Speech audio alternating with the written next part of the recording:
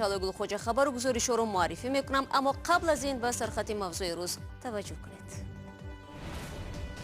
علیرغم انتظاری ها افتتاح چرخه دوم نیروگاه روغن با افزایش نرخ برق در تاجیکستان برابر می آید. اگر روغن دیدیم 6 ساعتیان نرخ نخزد بهترین برای خلق توجیه می شود که بسیار خلق توجیهش باید نکنند. وقتی پایها از حرکت ماندند با دو دست راه رفتن را آموخت و قصه جوانی که به معیوب ماندنش سازش نکرد. چیگه سازم تیف ولین کام خمی خیسم و میغلطم با دهان میزم میزم زانون میکم پیشونی میکافیدم. وعده است اما مکتب نیست. صدها خواننده در نوی وحدت برای رسیدن به مکتب از روی خطرناک و کوپروک لرزان میگذرند. یخ کدگر میچرته میزنه در طول کپروک یخی وقت میغلطه ما همه میترسم. مقامات تاجیک میگویند چرخه دوم نیروگاه برقی آبی روغن 9 سپتامبر به استفاده داده می شود. چرخه دوم نیروگاه در شرایطی به کار می درآید که از ماه جاری طرفین نوی پرداخت پول برق عملی می شود. هرچند ساکنان امید داشتند که این قراری حکومت به کار می گردد ولی نشد. ساکنان حالا باید برای هر 1 کیلووات ساعت برق نه 19 درم بلکه بیش از 22 درم پردازند. ادامه موضوع در گزارش تلویزیونی نستایش وریم که آن را مومن احمدی تقدیم میکند. بالاروی نرخ نیروی برق ساکنان تاجیکستان را آزرده کرده است، چون به این هم از بیکاری و مزد پس در پرداخت پول برق مشکل می‌کشیدند. مردم در حیرت است که با وجود رشد ساحه انرژتیک چرا نرخ برق پیوسته زیاد می شود. این هم در حالی است که بالاروی نوبتی در آستانه به کار انداختن چرخه دوم نیروگاه روغن صورت می‌گیرد. این گلزار کردن رحمت میگم جناب ده. یکی خیلی کمتر ارزان کنه. میخوایم که همه روغن خودمون که بهترین شبکه روغن دیدیم 6 ساعتیان نرخ نخزد بهترین برای خلق توجیه می شود که بسیار خلق توجیهش باید نکنند. زندگی مردم تاجیک بسیار بهترین می شود. خدا گفتیم که همه کسی روغن با کار دروید این دیدیم شکل با کار میدروید و ارزان ترش خوبتر میشه. ما طرفداریم که ارزان تر شه نسبت پیشینو و برعکس با قیمت‌تر شده است. بالاروی نرخ نیروی برق نه تنها ساکنان بلکه اقتصادشناسان را نیز شگفت زده کرده است. مقامات میگویند طرفین نو برای کاهش خراجات تولید برق و قرضداری بزرگ شرکت برقی تاجیک است. اقتصادشناسان بر اینند که مقامات به نوع میخواهند قرض تقریبا 2.5 میلیارد دلاری شرکت را از جیب اهالی پرداخت نمایند. هر دفعه بعد از بالا بردن قیمت نیروی برق معاش کارمندان این ساحه را نیز بلند میبرند. یعنی خلاصه کردن ممکن است که ما باید برای فایده کارمندان این ساحه سهم گذاریم. من هیچ وقت نشنیدم که برقی تاجیک برای رشد ساحه مبلغی کلان جدا کرده باشد. آنها همیشه قرض دارند.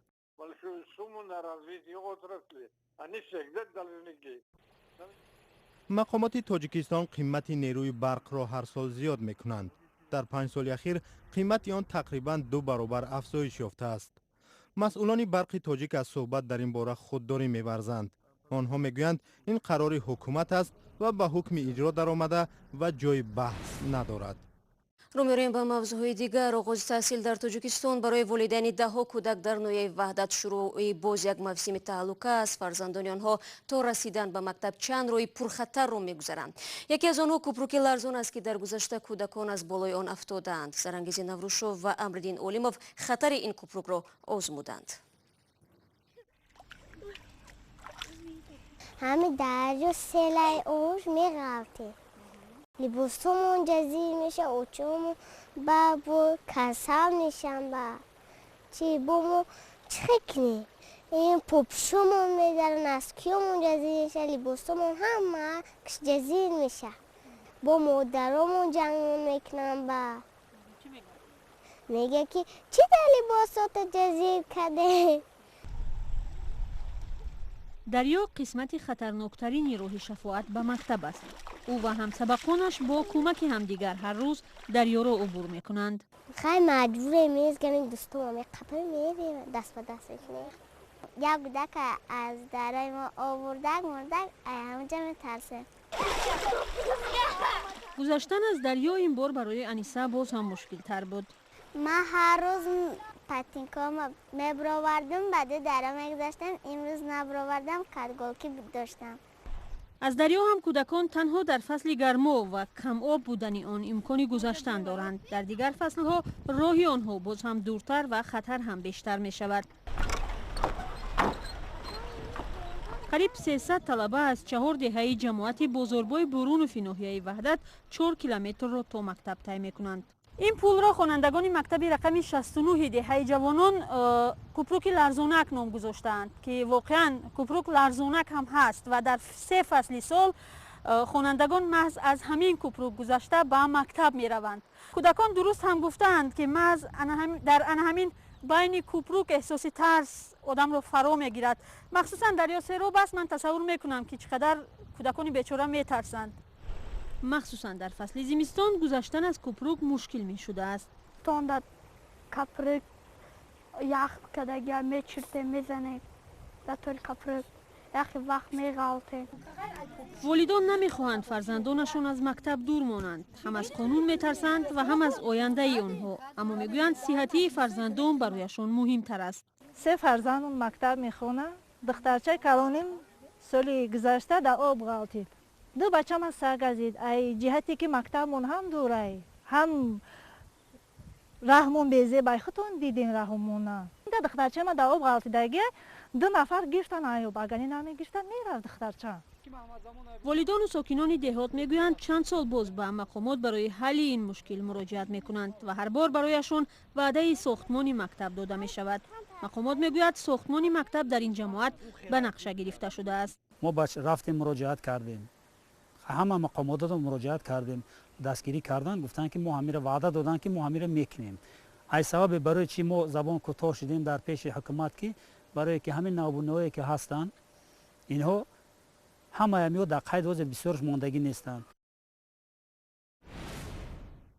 برنامه‌های دوم می‌دهیم. شهر رقه که زمان مرکزی گروهی به نام دولت اسلامی بود به تدریج بازسازی می‌شود. عین زمان مردم هنوز هم می‌ترسند که مبادا حلقه‌های خوابیده داعش دیگر باره سر برداشته از آنها که آرامانه در زیر نظر مقامات زندگی دارند نقور بگیرند. همین مقامات بودند که با شکست داعش مردم را از ظلم جنگ جان خلاص کردند. کامرسیاتو گزارش می‌دهد.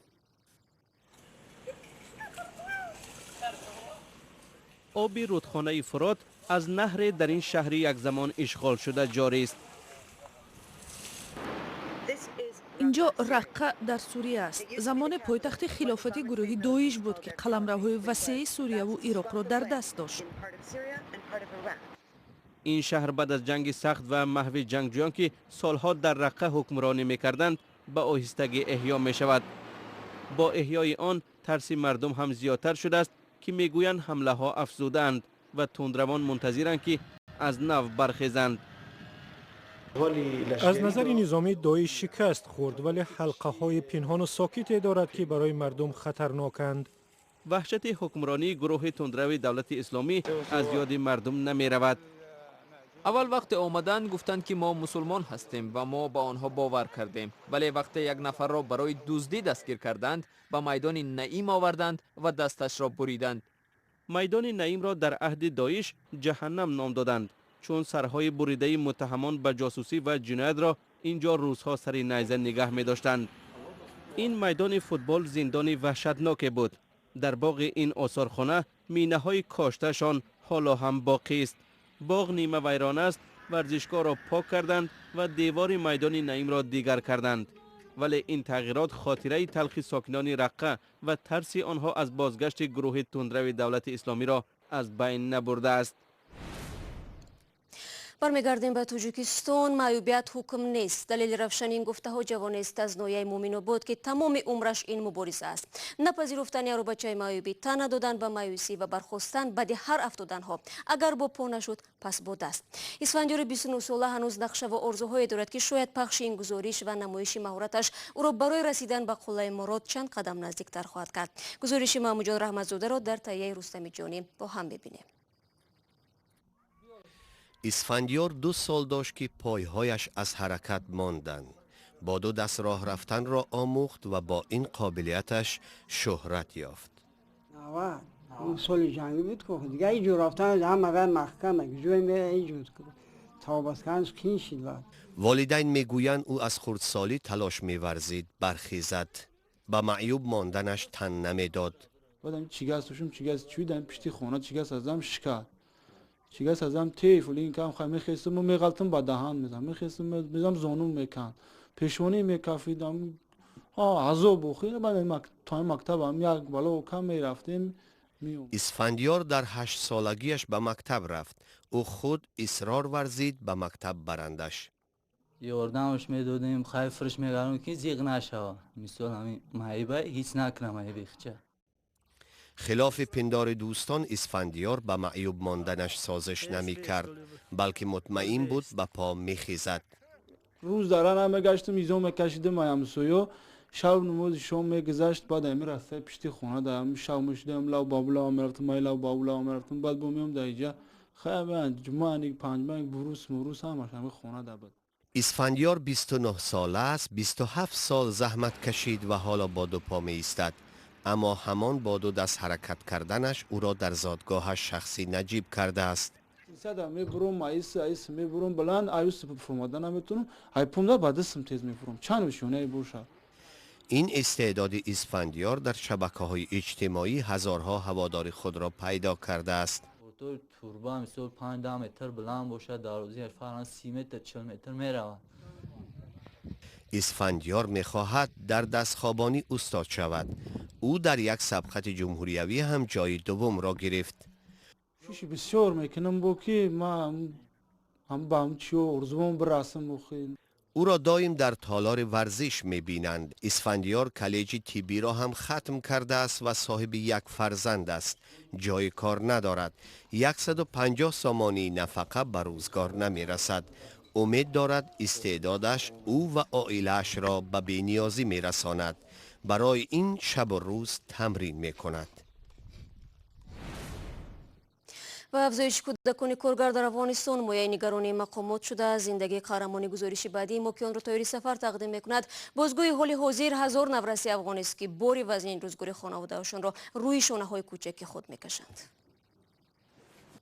شکرالله 16 ساله هفته 3 روز در اینجا کار میکند. بالاتر از توانش وزن میبردارد، سمن میبرد و بیل میزند. 3 روز مکتب میرم 4 روز کار میکنم. میشه دیگه کامتم دیگه از خوب است. این علاقه داری که مکتب بروی؟ خیلی علاقه داریم مکتب بریم دیگه یک چیزی شیم داریم. شکرالله روزانه 300 افغانی یا کمتر از $3 به دست میارد. همکارانش میگویند کارش بسیار سخت است. ما ماجگیری میریم ماشین ساختمانی بلند نمیتونه سیمنت ریگا بالا کنه در سر ستون. شکرالله تنها کارگر نیست، درس هم میخواند. صنف هفتم است ولی هفته 3 روز به درس میآید. و من میخوام در آینده یک دکتر شوم. اما زندگی روزگاری خراب بشی داریم. رسیدگی نمیتونم. یک روز میام 2 روز نه. کارگری و تحصیل تنها مسئولیتش نیست. مسئولیتی بزرگتر سرپرستی عائله 8 نفری را هم بر عهده دارد. خیلی همین شکرالله جان دیگه آوری خانه ندارم. نمی اگر سرش گونه میره و مردی کاری میکنه ای مجبوری گو مکتب میره و حیث دلم با مکتبش میسوزه و حیث. این تنها شکرالله نیست که در بدخشان افغانستان از کودکی کاری سخت میکنند. عین سرنوشت را هزاران کودک دیگر دارند. حامیان حقوق افغان نگران زندگی و آینده آنها شدند. 200,000 طفل در سطح بدخشان مصروف کار شاقه می باشند. نگرانی ما را البته بیشتر ساخته. نوجوانی که باید تنها مشغول تحصیل باشد 3 مسئولیت وزنین را بر دوش دارد: سرپرستی خانواده، تأمین خرج و خراجات خانواده و باز کردن راه به آینده خود. فقر و تنگ دستی سبب شده است هزاران شکرالله دیگر در بدخشان از همین راه بروند. برنامه امروزی ما به پایان میرسد، اما من بینندگان عزیز فردا شما را در نوید بامداد انتظارم. ساعت 7 صبح با وقت پراگ. خدا نگهداری هر یک شما باشد.